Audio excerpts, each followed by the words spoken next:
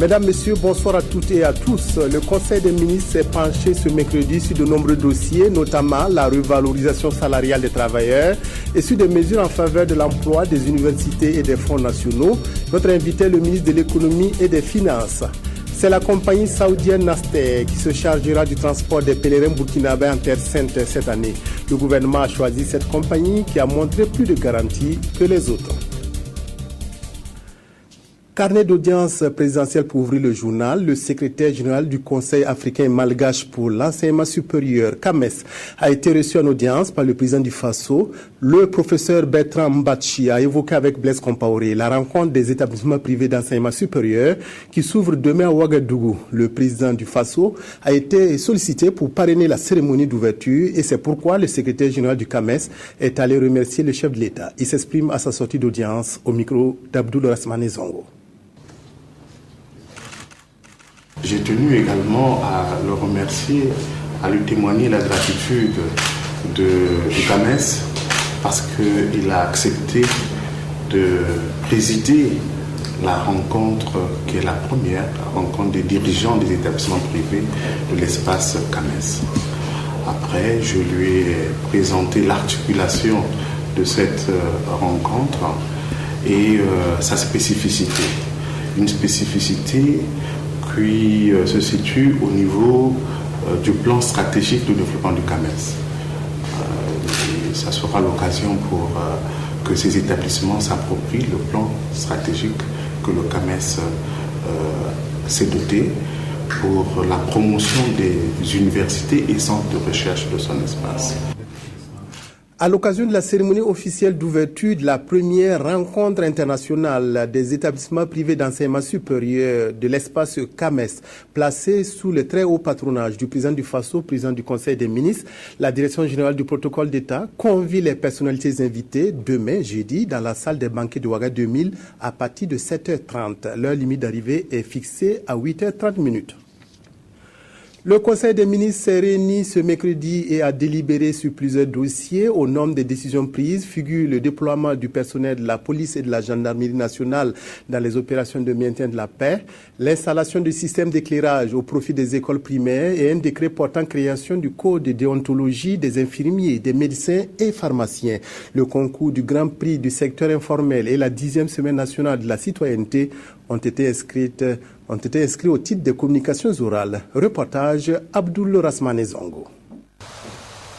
Ce 29e Conseil des ministres en date du 11 septembre 2013 a pris un décret en faveur du déploiement du personnel féminin de la police nationale et de la gendarmerie nationale en matière de mission de maintien à la paix. Les contingents masculins sont beaucoup plus élevés parce que depuis des années, que ce soit la gendarmerie ou la police nationale, ça a toujours été des corps où les hommes ont été prioritairement recrutés. Et maintenant, nous avons des femmes qui aussi, des personnels féminins qui travaillent dans ces différents corps. Il est donc indispensable, en tout cas il est utile que progressivement notre pays arrive à augmenter le nombre du personnel féminin dans les opérations de paix, parce qu'en réalité, les femmes jouent un rôle très important lorsqu'il y a un certain nombre lorsqu'elles sont sur le terrain, lorsqu'il s'agit de régler certaines questions, les femmes sont beaucoup plus aptes à régler ces questions-là que les hommes. Des mesures sociales ont également été prises, dont la dotation des écoles primaires en kit d'éclairage solaire, un décret relatif au code de déontologie des infirmiers, des médecins et des pharmaciens. Les ministres concernés s'expliquent. Nous avons introduit surtout les kits qui sont des lampes pour alimenter l'éclairage au niveau des écoles. Et ça va concerner au niveau de ce programme 100 000 élèves qui vont vraiment bénéficier de cet éclairage-là pour améliorer bien sûr les conditions d'apprentissage. Il faut reconnaître que c'est une expérience que nous avons avec la Chine-Taïwan qui nous appuie dans le cadre de la coopération entre le Burkina et la Chine. Aujourd'hui, nous avons donc adopté 3 codes de déontologie, notamment concernant les médecins, concernant les pharmaciens et concernant les infirmiers et infirmières. Les 2 autres codes vont venir par la suite, celui des médecins, des chirurgiens dentistes et des sages-femmes qui sont en finalisation. En réalité, ces codes visent à préciser comment vont s'exercer les professions donc de ces différents, au sein de ces différents ordres. Le ministre de la Culture, lui, donne des précisions sur le décret portant création du système des trésors humains vivants au Burkina. Dans nos sociétés, vous avez des gens qui, dans le domaine de l'agriculture, dans le domaine de l'art, dans le domaine de la médecine, ont un savoir-faire qui malheureusement disparaît lorsque ces personnes-là décèdent. Et c'est des pertes immenses. C'est la raison pour laquelle l'UNESCO, en 2003, a adopté une convention qui vise la sauvegarde du patrimoine immatériel. Et c'est dans ce cadre-là qu'il a été préconisé la mise en œuvre de systèmes de trésors humains vivants. Le ministre des Droits humains et celui de la Jeunesse ont fait une communication relative, respectivement à la prochaine édition de la Semaine nationale de la citoyenneté SENAC 2013 et le concours Grand Prix du secteur informel. Le secteur informel au Burkina Faso constitue ce qu'on appelle le deuxième bassin pourvoyeur d'emploi. Donc vous voyez que c'est un secteur très très important après le secteur rural et il est de bon ton que les plus hautes autorités du pays marquent, en tout cas envoient un clin d'œil, n'est-ce pas, à ce secteur pourvoyeur d'emploi-là pour l'accompagner dans le sens d'aller dans un format beaucoup plus structuré et beaucoup plus organisé pour une meilleure contribution au développement socio-économique du Burkina Faso. Alors on en est à la 9e édition et plus de 1000 acteurs vont être touchés. Et cette année, la particularité, c'est que nous allons mener beaucoup d'activités à l'endroit des élèves, mais également à l'endroit du secteur informel. Et ces activités de sensibilisation et d'information vont concerner surtout la sécurité routière, vont également concerner le respect des biens publics, par exemple, et également les droits et les devoirs de citoyens de manière générale. Le Conseil des ministres a aussi adopté de nombreuses mesures en faveur des travailleurs, des fonds nationaux, de la création d'emplois, des universités, des prix de produits de grande consommation. Pour nous en parler, nous recevons le ministre de l'économie et des finances. Monsieur le ministre, bonsoir. Bonsoir. Merci d'être venu ce soir sur ce plateau nous parler de toutes ces mesures. Est-ce que vous pouvez nous justifier le contexte? Qu'est-ce qui a amené le gouvernement à adopter ces mesures aujourd'hui? Alors peut-être c'est bon de quand même rappeler que le gouvernement périodiquement procède à une analyse de la situation économique-sociale de notre pays et en fonction de son appréciation prend des mesures. Mais quand on regarde, la situation récente est marquée par de fortes demandes d'attente au plan social. Et c'est vrai que notre pays n'est pas à l'abri des effets de la crise qui frappent toutes les économies. Et plus cette crise perdure, plus elle s'aggrave, plus nous allons ressentir en tout cas les effets. Et aujourd'hui, quand on fait le point, les principales préoccupations de nos concitoyens tournent autour des points suivants. C'est la question des revenus, du pouvoir d'achat. C'est la question du chômage et du sous-emploi, notamment des jeunes et des femmes. C'est la question de la précarité des personnes, des groupes vulnérables. Et surtout, de façon générale, la question des conditions de vie des populations, notamment la question du coût de la vie.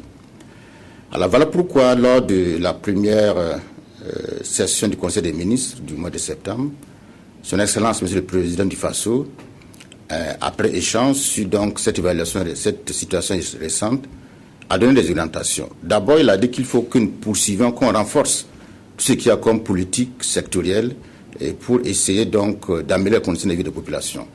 Et il a insisté pour qu'on ait davantage de résultats. Mais l'autre élément, il a dit qu'au regard des fortes attentes des populations, qu'il fallait qu'on puisse prendre rapidement un certain nombre de mesures, des mesures urgentes qui vont avoir un impact immédiat pour le reste de l'année. Et il nous a donné donc une semaine pour faire ces propositions et ce qui a été fait. Et ce matin, donc, nous avons soumis au Conseil un certain nombre de mesures qui ont été adoptées. Alors, la révalorisation salariale, est-elle effective? Non, tout à fait. Je pense qu'une des mesures certainement qui était attendue, c'est la question effectivement de la relation des travailleurs. Comme je l'ai indiqué, une des préoccupations aujourd'hui, c'est la question du revenu, la question du pouvoir d'achat. Alors à ce niveau, il faut rappeler quand même que nous avons des concertations en permanence avec nos partenaires sociaux. Et la dernière en date concerne la grille indemnitaire. Et ce que je dois dire, c'est que cette concertation se poursuit. Il faut qu'on rassure les uns et les autres. Mais au regard du contexte, le Conseil des ministres a voulu prendre 2 mesures d'urgence.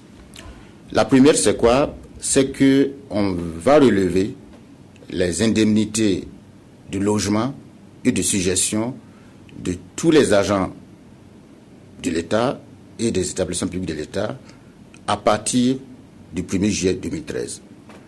Pour l'indemnité de logement, ça sera 5 000 francs pour tout le monde. Pour l'indemnité de suggestion, ça va aller de 2 000 à 5 000 en fonction des catégories. Et je dis à partir du 1er juillet 2013, et le Conseil a instruit pour qu'on prenne les dispositions pour qu'il y ait un rappel, pour que ce soit payé sur les bulletins de salaire du mois de septembre. Vous savez, nous sommes à l'entrée scolaire et c'est bon quand même qu'on puisse aider en tout cas les parents d'élèves. Alors, je réaffirme que cette mesure ne remet pas en cause les discussions qui sont en cours avec les partenaires sociaux sur la grille indemnitaire. Bien au contraire, le Conseil a insisté pour qu'on puisse poursuivre en tout cas ces discussions et pour arriver en tout cas à des résultats. L'autre mesure forte qui a été prise, c'est en quelque sorte une augmentation des salaires par le système d'allègement de l'impôt unique sur les traitements et salaires, l'UTS. Alors, pour comprendre la mesure, il faut peut-être qu'on explique un peu le système. Allez-y, monsieur le ministre. L'UTS, en fait, c'est l'impôt sur le revenu pour les travailleurs. Et tout le monde a payé l'impôt sur le revenu, mais travaille sur l'UTS. Alors, comment l'UTS est calculé? C'est qu'on prend votre salaire imposable et on fait par tranche. Et pour chaque tranche, on a un taux qu'on applique. Et c'est ça maintenant qui constitue l'impôt qu'on retranche de votre salaire de base pour avoir le salaire net. Ce que nous proposons, c'est quoi? D'abord, on va réduire le nombre de tranches. Et parce que nous avons jusqu'à 9 tranches, on va revenir à 7 tranches. Parce qu'on a des tranches de 0 à 10 000, de 10 000 à 20 000, etc. Et la première tranche va aller de 0 à 30 000. Ça, c'est la première mesure. Deuxième mesure, nous allons faire une réduction totale de la tranche de 0 à 30 000. Et ça a 2 effets. D'abord, ceux qui ont un salaire entre 0 et 30 000 ne paieront pas d'UTS. Mais aussi, comme je l'ai indiqué, pour tout travailleur, même si vous avez plus de 30 000 francs, dans le calcul UTS, c'est par tranche. Donc, cette première tranche ne va pas payer d'UTS. Donc, en net, ça va venir effectivement réduire le montant que vous allez payer en matière d'UTS. Alors, c'est une mesure qui a été prise, que nous avons préféré une augmentation des salaires décidée par le gouvernement, parce que si le gouvernement décide d'augmenter les salaires, ça ne peut que concerner les agents publics. Alors que cette mesure va toucher tous les travailleurs, qu'ils soient du public comme du privé, sans que les privés, au niveau des emplois, ils n'aient à décaisser. Donc, c'est une mesure forte qui va permettre à tous les travailleurs, aussi bien publics que privés, de voir leurs revenus, leur salaire net augmenter. Et les simulations montrent que ça va aller entre 4 et 5%. Donc, c'est là aussi, c'est une sorte d'augmentation des salaires, mais qui va concerner l'ensemble des travailleurs, aussi bien du secteur public que du secteur privé. Et ce que nous comptons pour cette mesure, c'est une loi, donc il faut qu'on puisse avoir l'aval de l'Assemblée nationale. Dieu merci, ils seront bientôt en session et nous souhaitons que, dès l'ouverture de la session parlementaire, on puisse introduire ce projet de loi pour qu'au moins en octobre, on puisse avoir donc l'effet sur cet aspect-là. Donc, je confirme effectivement qu'il y aura une valorisation de l'émission des travailleurs, aussi bien du public que du privé. Alors, les prix des produits de grande consommation, quelles sont les mesures prises? Sur ce point, il est bon qu'on comprenne la complexité de la situation. C'est vrai que quand on parle de prix, il faut voir comment le prix est obtenu. Il y a le prix au départ, il y a ce que nous appelons les frais d'approche, tout ce qui est transport, conditionnement, il y a la marge, etc. Et ce que nous avons comme approche, c'est que si nous décidons de fixer de façon unilatérale les prix, c'est pas évident qu'on puisse avoir l'effet escompté. Peut-être que ça va durer un certain temps, mais si on n'a pas l'accompagnement nécessaire, on risque d'avoir d'autres effets pervers, pas la pénurie. Voilà pourquoi nous avons opté pour une approche participative. Nous avons mis en place ce qu'on appelle un cadre de concertation tripartite qui regroupe d'un côté tout ce qui est consommateur, c'est-à-dire l'idée des consommateurs, les syndicats, la coalition contre la vie chère. L'autre côté, tout ce qui offre, c'est-à-dire les producteurs, les importateurs, les vendeurs et l'État. Et nous sommes en discussion pour arriver à trouver un prix consensuel. Parce que le problème n'est pas de fixer un prix il faut qu'on s'assure que la mise en œuvre sera effective. Et parce que par le passé, malheureusement, on a eu des difficultés. Donc, nous sommes dans ce chemin et le Conseil instruit pour qu'on puisse aller très vite. Il y a déjà quelques positions qui sont sur la table qu'on va essayer de finaliser, mais c'est beaucoup plus la question de mise en œuvre pour que si on décide un prix, qu'on soit sûr qu'il sera respecté. Mais en attendant, il y a 2 mesures fortes qu'on a eu à prendre. C'est d'abord de multiplier le nombre de boutiques témoins. C'est une grande demande au niveau des populations lorsqu'on a fait les tournées gouvernementales. Et nous allons porter le nombre de boutiques témoins à 140 sur l'ensemble du territoire. Notamment à Ouagadougou, on aura jusqu'à 26 boutiques témoins, à raison de 2 boutiques témoins par arrondissement, plus au niveau central. À Bobo également 14 et 100 au niveau des autres localités. L'autre mesure, c'est le contrôle des prix.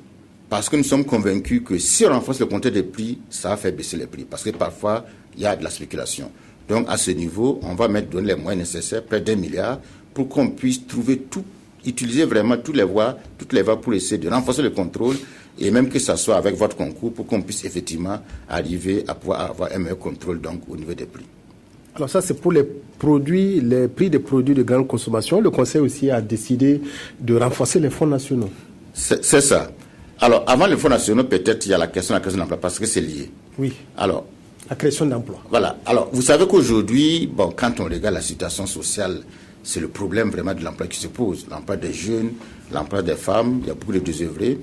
Et c'est vrai qu'à la matière, le gouvernement a déjà pris pas mal d'initiatives. On a le programme de création d'emplois qu'il faut poursuivre et consolider. Mais face à la situation, il y a un certain nombre de mesures d'urgence qu'on va prendre. D'abord, c'est ce qu'on appelle les travaux à haute intensité de main-d'œuvre, les travaux IMO, qui ont montré leur efficacité un peu partout dans le monde et même déjà dans notre pays. Ça consiste à recruter des jeunes qui souvent n'ont pas de qualification pour contribuer. L'intérêt de ça, c'est quoi? C'est pour faire le curage du caniveau, essayer en tout cas de faire l'entretien au niveau de certaines, des herbiers, etc. Les voiries. Exactement. Et l'avantage, c'est que non seulement ça crée de l'emploi, ça les occupe, ça donne des revenus et ça participe à l'assainissement. Et ce que nous avons prévu, c'est qu'on va l'étendre sur l'ensemble du territoire. On a prévu de recruter pour les 3 prochains mois près de 83 000 jeunes, femmes et hommes, ruraux comme urbains, pour faire cela. Et ce que nous avons prévu, c'est mettre à peu près 10 milliards pour cette opération. Mais ce que nous avons voulu, on a voulu quand même accompagner cette opération. Parce que j'imagine que quelqu'un n'est pas pour... il ne va pas passer sa vie à curer le caniveau. Donc il faut que parallèlement, on puisse l'accompagner. On va insérer des programmes de formation au métier et d'alphabétisation. De sorte que la personne, ou bien cette puisse avoir en tout cas des connaissances et pouvoir après avoir un emploi pour lui-même. Alors l'autre élément, ça concerne les cigarettes vertes. Vous savez que c'est une initiative de certaines mairies qui permettent aujourd'hui de vraiment assurer l'embellissement de la ville, l'assainissement de la ville. Et nous avons voulu accompagner les mairies qui le font. Et la préoccupation qui nous a été rapportée, c'est qu'il y a un problème de niveau de rémunération. Donc le gouvernement va apporter un appui aux communes qui ont des brigades vertes pour relever un tant soit peu la rémunération de ces bonnes femmes-là. Parce que, comme on dit, il faut créer plus de revenus pour qu'ils puissent se prendre en charge. Mais là aussi, on va les accompagner par des programmes de formation au métier, des programmes d'alphabétisation. Parce qu'on ne veut pas que les gens, ce sont des emplois temporaires. C'est pour avoir des revenus, mais il faut il faut que par la suite, ils puissent avoir une formation qui puisse faire un métier pour pouvoir vivre de ce métier-là. Alors, dernier élément sur ces questions d'emploi, nous avons voulu recruter près de 3 000 volontaires en matière de sécurité. C'est pour, en fait, réglementer la circulation. Vous avez que déjà, il y a des volontaires qui le font. On va formaliser. On va recruter ces personnes, les former, pour qu'ils puissent s'occuper de la circulation dans la ville. Ce qui va, encore une fois, créer de l'emploi, donner des revenus, mais également libérer les policiers. Vous savez qu'aujourd'hui, nous avons un problème d'effectif donc de la police. Et de ce fait, les policiers vont être affectés à d'autres missions. Donc voici un peu ces 3 grandes mesures qui vont nous coûter pas mal de 12 milliards pour pouvoir en tout cas mettre en œuvre cela. Maintenant les fonds nationaux. Parce que c'est vrai que ce que nous disons sont des recrutements de l'État. Mais nous disons que la création d'emplois aussi, il faut que ce soit le privé, des entrepreneurs, des initiatives privées qui font en tout cas créer l'emploi. Et la contrainte majeure aujourd'hui, c'est la question des ressources. Par conséquent, nous avons voulu renforcer tout ce qu'il y a comme fonds nationaux pour leur permettre de donner plus de moyens donc, à ces jeunes-là. Et dans ce cadre-là, il y a une mesure spéciale qu'on va prendre. On va ouvrir un guichet spécial au niveau du Fonds burkinabé d'économie sociale, qui est au niveau du Trésor, le RBDS, pour la question des jeunes diplômés. Aujourd'hui, nous avons beaucoup de jeunes diplômés qui ont suivi des formations, notamment dans le cadre du PSE, qui ont des idées, mais qui ont des problèmes de financement. Nous avons prévu près d'1 milliard disponibles immédiatement pour les permettre. On a allégé les conditions d'accès à ces financements et certainement dans les semaines à venir, on va même commencer déjà à les financer pour que les gens voient. Pour les autres fonds, nous allons discuter beaucoup avec les acteurs, notamment les secteurs informels, parce qu'effectivement à ce niveau, le besoin est important, mais aussi les modalités. Il faut que, en plus d'enforcer les fonds, qu'on voit aussi les conditions, les modalités pour pouvoir donc le faire. Il y a enfin le fonds d'appui aux retraités, aux déflattés, pour lesquels également on va renforcer pour nous occuper un peu des personnes, donc en tout cas qui sont à la retraite, qui sont déflattées. Vous avez parlé des jeunes diplômés, certainement vous avez pensé aussi aux universités, les gens qui sont en train d'être formés. Qu'est-ce que vous avez décidé pour les universités? Alors, pour les universités, il y a deux aspects. Bon, c'est vrai que l'aspect académique, mon collègue des enseignements secondaires supérieurs pourra en parler dans les semaines à venir. Alors, vous savez que le plan de l'université, ce qui est revenu souvent, c'est la question des infrastructures. Alors, sur ce point, nous avons alloué de façon exceptionnelle un montant de 14 milliards pour leur permettre d'accélérer les travaux à ce niveau. D'abord, achever les travaux, les chantiers qui sont en cours, mais aussi lancer, en tout cas, conscience un certain nombre d'éléments qui sont indispensables, les laboratoires, les salles d'études, les bureaux, etc. Mais surtout, rénover les cités universitaires. Parce qu'à ce niveau, on a constaté qu'il y avait beaucoup de problèmes, les problèmes de plomberie, d'électricité. Et donc, on a mis l'accent là-dessus. Et je pense qu'à la rentrée, les étudiants verront quand même qu'au niveau de cette université, il y aura une amélioration. Donc, 14 milliards pour véritablement être à ce niveau-là. Mais ce n'est pas tout. Ce n'est pas tout. Tout à l'heure, on a parlé, voilà, pour les travailleurs, on va faire quelque chose. On a parlé des revenus pour, au niveau de, voilà, de création d'emplois, etc. Nous avons pensé aussi qu'il faut un accompagnement social au niveau des étudiants. Voilà pourquoi nous avons retenu de relever le montant des dons et du prêt FONER qui vont passer pour les dons de 150 à 75 000 et pour les prêts de 200 à 225 000 pour compter la rentrée 2013-2014. Donc voici les deux grandes mesures, bien sûr, en dehors des mesures au niveau à l'aspect académique. Alors, Monsieur le ministre, toutes ces mesures-là, comment faire pour les modalités de mise en œuvre et comment faire pour les suivre? Comment faire concrètement? Alors, peut-être si vous permettez, il y a une autre mesure importante sur laquelle je voulais quand même insister. C'est pour les groupes vulnérables. Parce que malheureusement, vous savez, aujourd'hui, notre société, voilà, un effritement de la solidarité envers ces personnes. Elles sont marginalisées, elles sont exclues. Et on ne peut pas se contenter de nous. Voilà, si on ne fait rien, bientôt on aura une bonne partie des gens qui sont délaissés. Donc, on a tenu à prendre des mesures fortes également en faveur de ces personnes vulnérables. Ça a consisté d'abord à une assistance au plan alimentaire. On a identifié un certain nombre de personnes indigentes. Il y a les orphelins, les enfants vulnérables pour lesquels on va les accompagner en termes de scolarisation, en termes au plan sanitaire et même les insérer. Nous avons les enfants de la rue. On va récupérer près de 2000 enfants pour les former, pour également faire en sorte qu'ils puissent avoir de l'emploi, les scolariser. Il y a les personnes âgées pour lesquelles on va également les accompagner pour qu'elles puissent avoir voilà, des projets individuels à mettre en œuvre, tout comme les personnes handicapées. Et sur ce point, nous allons mettre près de 6 milliards pour pouvoir donc accompagner ces personnes vulnérables. C'est important. C'est vrai que déjà l'action sociale fait une fois là-dessus. Il faut passer à rendre hommage à ce personnel. Mais nous pensons qu'il faut aller au-delà. Nous avons adopté en 2012 une politique nationale de protection sociale. Il faut qu'on renforce cela. Et je pense que ces mesures que nous prenons là vont dans ce sens pour qu'on puisse effectivement venir accompagner ces personnes-là. Parce que la crise, malheureusement, les touche plus que les autres. Alors, je disais donc les modalités de mise en œuvre. Alors, pour les modalités de mise en œuvre, le Conseil a insisté sur un des principes. C'est d'abord l'efficacité. Pour cela, on va responsabiliser chaque ministère pour les différents projets. Chaque ministère va avoir la dotation qui le concerne. Nous allons ouvrir un compte au Trésor pour pouvoir avoir le suivi. L'autre élément, c'est l'obligation de rendre compte. Le Premier ministre a souhaité que chaque quinzaine, toutes les 2 semaines, il y ait un rapport sur l'exécution donc, de la mise en œuvre. Et pour qu'on puisse voir si on doit rattraper ou pas. Et enfin, on a prévu qu'à la fin, parce que cette opération, c'est pour jusqu'à la fin de l'année, qu'il y ait un contrôle. Et on a demandé à ce que l'autorité supérieure de contrôle d'État, l'ASE, puisse auditer tous ces projets-là pour qu'on s'assure que c'était vraiment bien géré. Alors donc, toutes les garanties sont mises du côté du gouvernement pour que ces différentes mesures-là puissent en tout cas se mener à bon port. Tout à fait. Alors, il faut dire que, et je tiens à le préciser, ce sont des mesures d'urgence, mais qui ne mettent pas en cause toute la politique du gouvernement. Tout ce que nous entreprenons, on va les continuer, on va les renforcer. Comme je l'ai dit, le chef de l'État souhaitait qu'on soit encore plus efficace. Il n'y a pas que ces éléments, il y a d'autres mesures qui vont continuer, notamment au niveau de la santé, avec la cantine scolaire, de l'éducation plutôt, il y a la santé.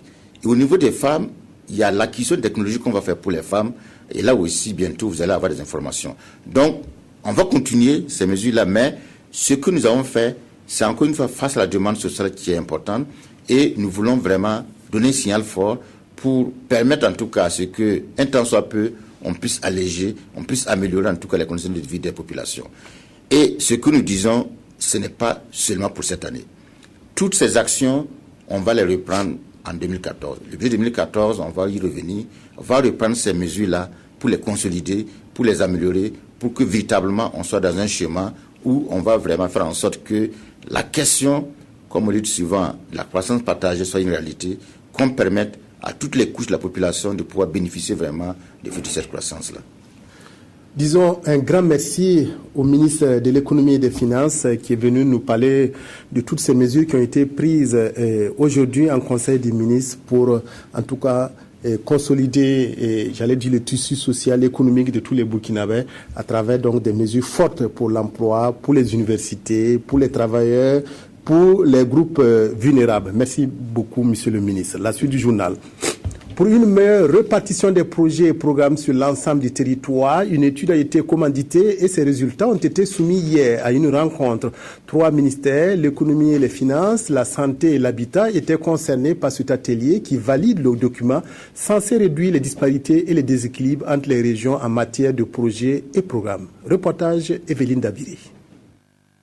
Plus de 1400 projets et programmes de développement interviennent au Burkina Faso dans différents secteurs d'activité. Cependant, la répartition spatiale de ces projets est inégale entre les régions et dans la même région, ce qui met à mal les objectifs du Burkina à promouvoir une croissance économique durable. C'est pour équilibrer cette inégale répartition et optimiser les potentiels de toutes les régions que le ministère de l'économie et des finances, à travers la Direction générale de l'aménagement du territoire et de l'appui à la décentralisation, a initié cet atelier. Cette journée de réflexion devrait permettre à la cinquantaine de participants des ministères de la Santé, de l'Habitat et de l'Urbanisme, de l'Économie et des Finances, d'évaluer les méthodes utilisées, d'analyser les données et faire ressortir les déficits et les excédents par région. À ce titre, une étude pilote a été menée dans la région du Centre-Sud. Ce choix-là repose sur 2 faits. Le premier fait, c'est que c'est une nouvelle région qui a été créée, ce qui fait qu'il y a beaucoup de certaines infrastructures socio-sanitaires qui n'existent pas dans cette région-là. Donc, cette étude-là permettra déjà d'avoir une idée sur les besoins en termes de répartition des infrastructures. Deuxième aspect capital, c'est qu'il fallait qu'on choisisse une région où il y a aussi des obstacles naturels qui peuvent faire en sorte que cette infrastructure-là ne soit pas accessible. C'est le cas par exemple des forêts, c'est le cas par exemple des cours d'eau. Donc ce sont ces 2 raisons fondamentales-là qui ont justifié le choix de la région du Centre-Sud pour cette étude pilote. Ce document final devrait permettre la localisation géographique pertinente des investissements, ce qui constitue une condition nécessaire pour que les programmes et projets d'investissement atteignent les objectifs de développement fixés par la stratégie de croissance accélérée et de développement durable SCAD. Après quelques mois de léthargie, le réseau burkinabé des parlementaires en population et développement relance ses activités. Premier rendez-vous, l'atelier de dynamisation pour se fixer de nouveaux défis, toujours en conformité avec les grands principes issus des documents et conférences sur la population. Ibrahim Guigma.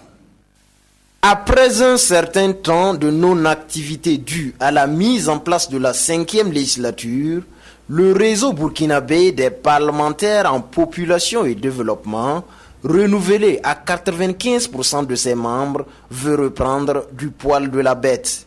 Cet atelier de dynamisation est donc pour tracer les sillons à suivre au cours de cette mandature.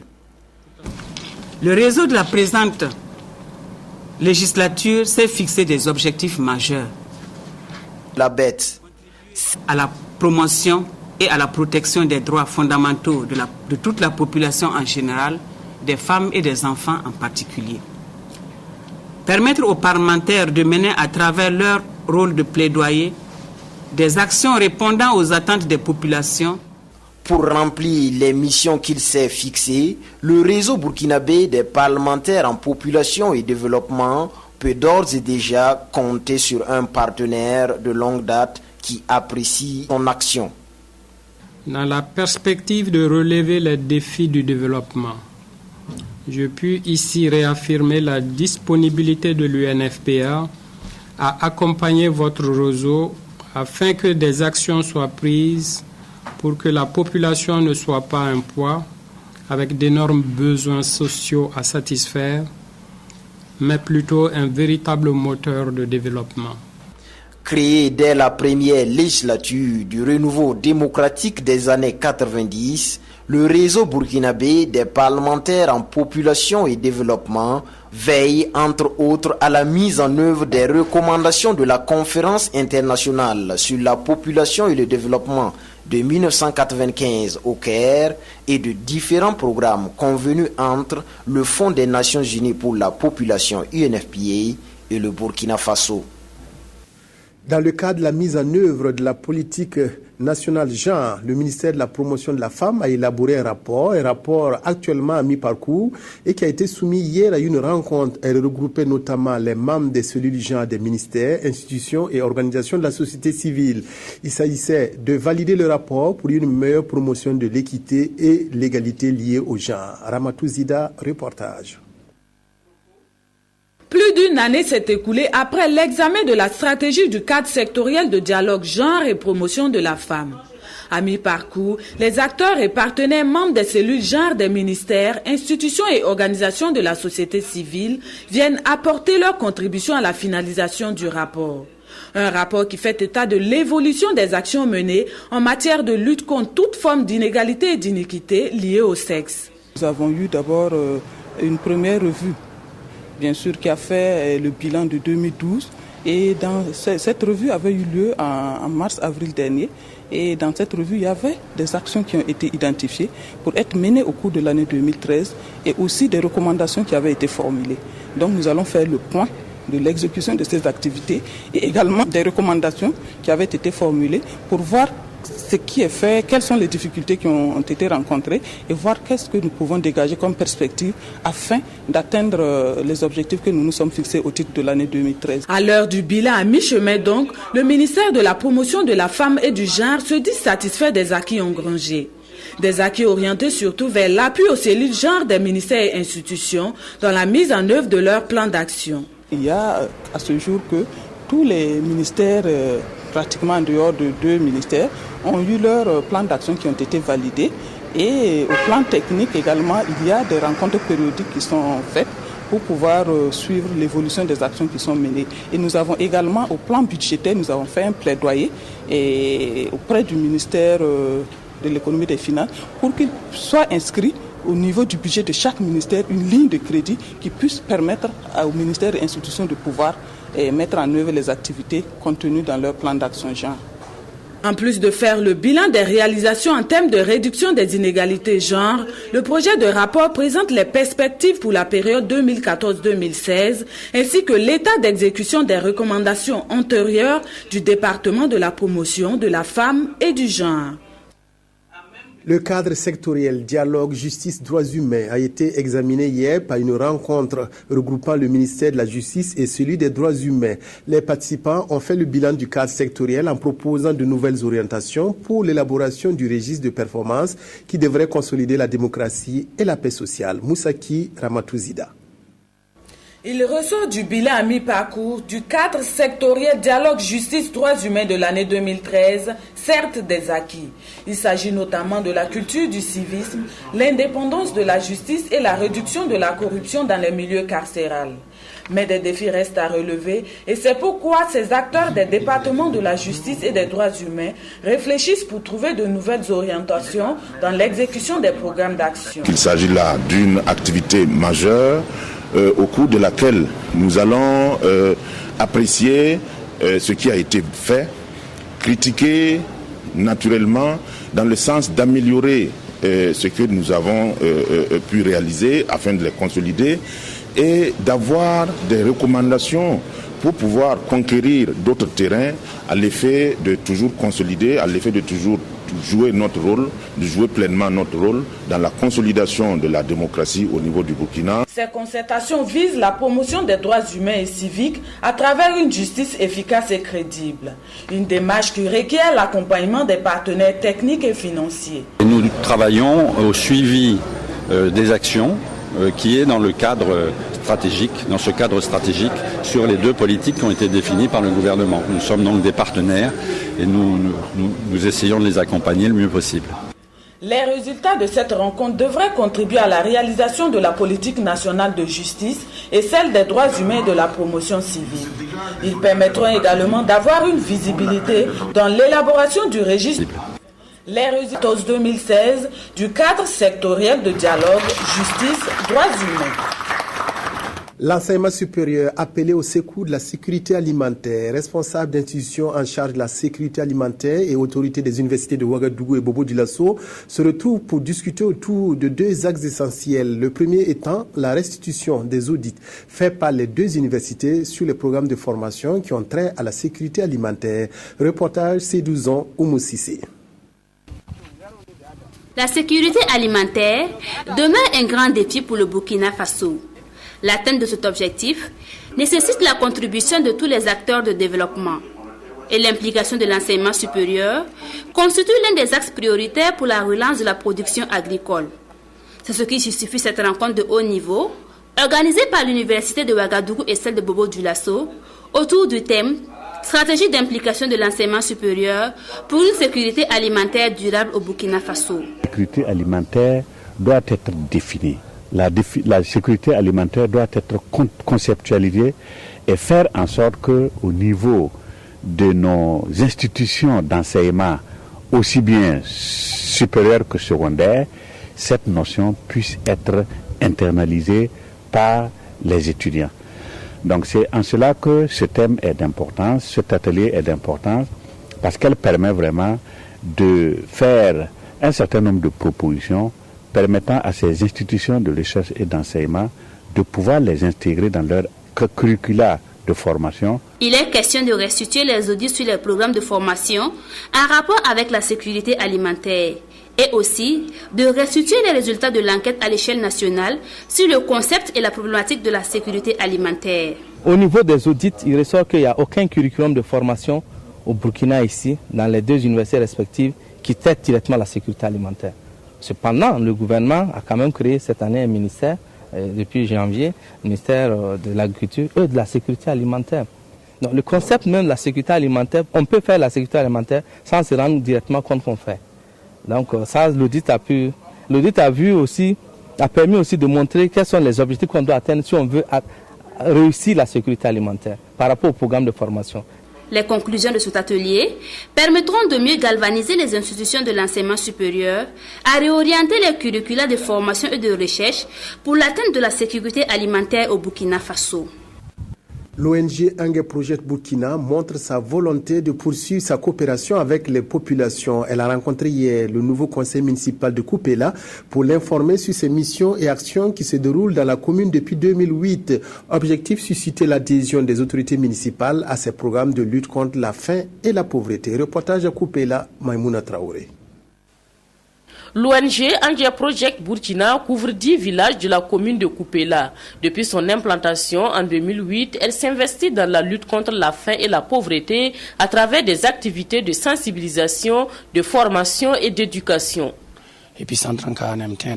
Grâce à l'action de Ange Project, Nous disposons d'une école maternelle, d'une banque de céréales et d'un centre de santé, des engrais, et nous avons aussi la possibilité d'octroyer des microcrédits aux populations.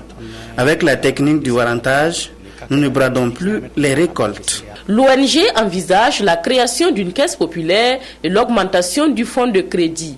Des actions fort appréciées par les populations. C'est pourquoi ces premiers responsables ont initié cette rencontre avec le nouveau conseil municipal de Kupela pour échanger autour de ces missions. Question de susciter son adhésion pour plus de résultats. La commune étant dans le centre de la décentralisation, se doit de pouvoir voir ce qui se passe aux épicentres pour pouvoir faire de ces épicentres des modèles et pour pouvoir convaincre les autres populations que ce qui marche au niveau des épicentres, parce que les communautés se sont levées et elles-mêmes ont travaillé pour réaliser beaucoup de choses, les autres communautés aussi peuvent le faire. Nous avons été vraiment très émerveillés par la manière même, l'approche même envers les populations, comment même les sensibiliser, comment les amener à comprendre qu'ils doivent même prendre en main leur destinée, leur développement.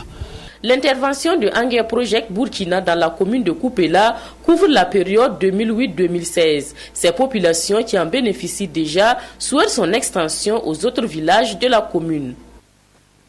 Le pèlerinage à la Mecque se prépare activement au Burkina. Dans ce cadre, l'État burkinabé a signé un contrat avec la compagnie saoudienne Naster pour le transport des pèlerins burkinabés en Terre Sainte. Les compagnies qui étaient retenues au départ contre des défaillances ont été remplacées par la compagnie saoudienne qui a déjà montré ses programmes de vol. Bouma Ernest Nebié, Salinana.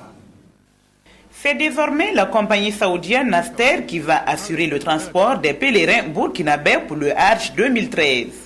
Les compagnies qui étaient jadis retenues montraient quelques défaillances. Les défaillances parce qu'ils n'ont pas donné les documents nécessaires pour nous convaincre au peuple burkinabé qu'ils sont en mesure de transporter les pèlerins. Et au niveau du cahier de charges, il est dit, je crois que c'est les dispositions de l'article 9 et 25, qui dit que 50 jours avant la Tabaski, les compagnies agréées pour le transport des pèlerins doivent présenter le programme de vol, le planning de vol pour le transport des pèlerins. Le choix a porté sur Naster à cause de sa grande capacité et sa conformité aux normes du transport. La compagnie a déjà remis au comité son slot. Le slot, c'est en quelque sorte le programme détaillé des vols. Vous avez un modèle de slot ici, par exemple, ça c'est le slot que la compagnie Nas Air nous a présenté. Et dans ce slot-là, vous avez le programme, le numéro de l'avion, les dates de vol, date d'arrivée, le départ. Il y a au total 9 vols pour le Burkina qui vont s'étaler peut-être du 22 au 30. En tout, nous avons 5-747 pour l'opération High cette année. Mais pour le Burkina Faso, nous avons un avion 747 de 500 places. Mais à côté de cet avion-là, il y a un avion de remplacement. Dans le cas où on ne le souhaite pas, il y a un problème, on pourra le remplacer rapidement. Le premier convoi des pèlerins est prévu pour le 22 septembre prochain. Le choix de Naster par le gouvernement burkinabé devra permettre au comité d'organisation de réussir le transport de tous les pèlerins du Burkina. Et religion toujours, l'association des muezzins du Burkina a consacré une prière à la paix pour les organisateurs. Sans paix et sécurité, il est difficile, voire impossible, de célébrer le culte. La cérémonie a été rythmée de prières, de bénédictions et de lecture du Coran. Abdul Rasmane Zongo. C'est une cérémonie sobre en elle-même, mais qui n'en traduit pas moins son sens.